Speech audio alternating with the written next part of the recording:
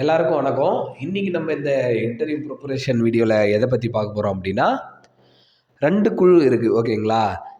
SHG, ஜேஎல்ஜி ஓகேங்களா. முதல்ல எஸ்ஹெச்ஜினா என்னன்னு பார்த்துக்கணும் ஓகேங்களா. சொல்கிறேன், எழுதிக்கோங்க.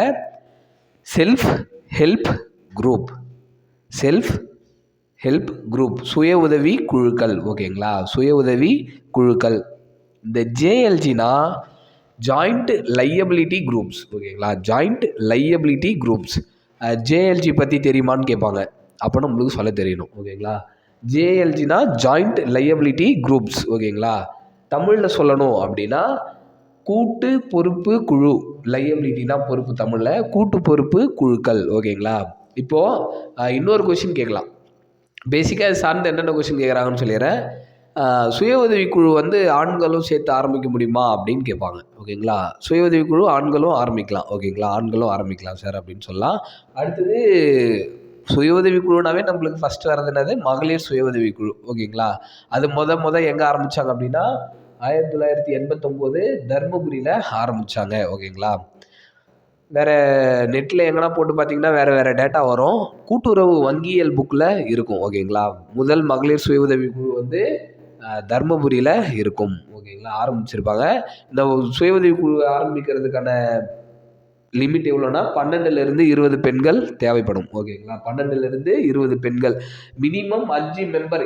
எங்கெங்க அப்படின்னா, எளிதில் போய் எங்கேயும் காசு டிரான்சாக்ஷன் பண்ண முடியாத ஏரியா, இல்லை மாற்றுத்திறனாளிகள் அந்த மாதிரி இருக்கிற இடத்துல இந்த மினிமம் 5 பேர் இருக்கணும் ஓகேங்களா.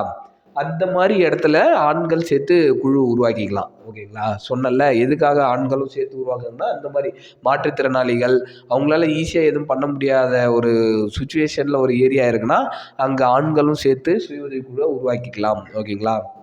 அடுத்தது இது ஒரு முறைசாரா குழுன்னு சொல்கிறாங்க. முறைசாரா குழுனா இந்த சுய உதவி குழு இருக்குல்ல, மகளிர் சுய உதவி குழு, இது எதன் அடிப்படையிலுமே எந்த சட்டத்திலையுமே பதிவு பண்ண தேவையில்ல ஓகேங்களா. அப்போது சுய உதவி குழு எதெல்லாம் பதிவு பண்ணணுமா அப்படின்னு கேட்டால் பதிவு பண்ண தேவையில்லை ஓகேங்களா. எந்த சட்டத்தின் கீழும் பதிவு செய்ய தேவையில்லை ஓகேங்களா. இதுக்குன்னு ஒரு தீம் இருக்கும். ஒன்றுபட்டால் உண்டு வாழ்வு, கூடி வாழ்ந்தால் கோடி நன்மை. இதெல்லாமே இதோட தீம் ஓகேங்களா. ஒன்றுபட்டால் உண்டு வாழ்வு, கூடி வாழ்ந்தால் கோடி நன்மை. இந்த மகளிர் சுய உதவி குழுக்கான தீம்ஸ் ஓகேங்களா.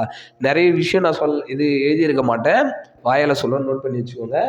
அடுத்தது பிணையம் இல்லாமல் மேக்சிமம் 20 லட்சம் வரைக்கும் கடன் கொடுக்குறாங்க ஓகேங்களா. எந்த ஒரு பிணையமும் இல்லாமல் 20 லட்சம் வரைக்கும் கடன் கொடுக்குறாங்க.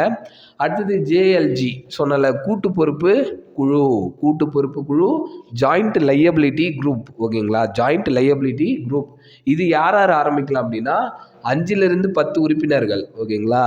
5லிருந்து 10 உறுப்பினர்கள் சேர்ந்து இந்த குழுவை உருவாக்கலாம். யாரெல்லாம் உருவாக்குவாங்க அப்படின்னா, குத்தகை விவசாயி, நில ஆவணமற்ற சிறு குறு விவசாயி ஓகேங்களா. ஏன் அப்படின்னா, இப்போது நம்ம பேரில் நிலம் இருக்குது, நம்ம ஒரு நிலத்துக்கு சொந்தக்காரனா நம்ம ஆட்டோமேட்டிக்காக பேக்ஸில் உறுப்பினராக சேர்ந்து கடன் வாங்கிக்கலாம். அப்போது தம் பேரில் சொந்த நிலமும் இல்லை, குத்தகைக்கு நிலத்தை ஓட்டிக்கிட்டு இருக்கிறேன், ப்ராப்பரான டாக்குமெண்ட் இல்லை, அந்த மாதிரி இருக்கிறவங்களாம் எப்படி கடன் வாங்கலாம்?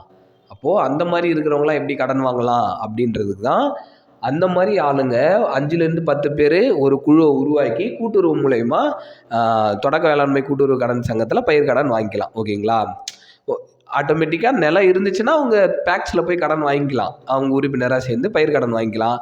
ஆனால் குத்தகை விவசாயி, நில ஆவணமற்ற விவசாயி, சிறு குறு விவசாயிகளாம் எங்கே போய் கடன் வாங்குவாங்க? அப்போது அவங்களுக்குள்ளே ஒரு 5லேருந்து 10 பேர் கூட்டு பொறுப்பு குழுவாக உருவாக்கிட்டு பேக்ஸில் போயிட்டு பயிர் கடன் வாங்கிப்பாங்க ஓகேங்களா.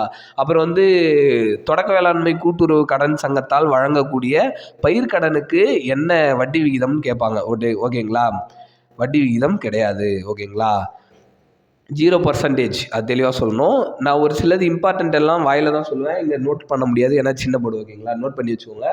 அடுத்தது இப்போ நம்ம சிறு குறு விவசாயின்னு மென்ஷன் பண்ணும்போது சிறு விவசாயி யார், குறு விவசாயி, பெரு விவசாயி யாருன்னு கொஷின் வரும். அப்போது குறு விவசாயினா 2.5 ஏக்கர் வரை நிலம் வச்சுருக்கிறவங்க குறு விவசாயி. சிறு விவசாயினா 2.5 ஏக்கர்லேருந்து 5 ஏக்கர் வரைக்கும் வச்சுருக்கிறவங்க சிறு விவசாயி.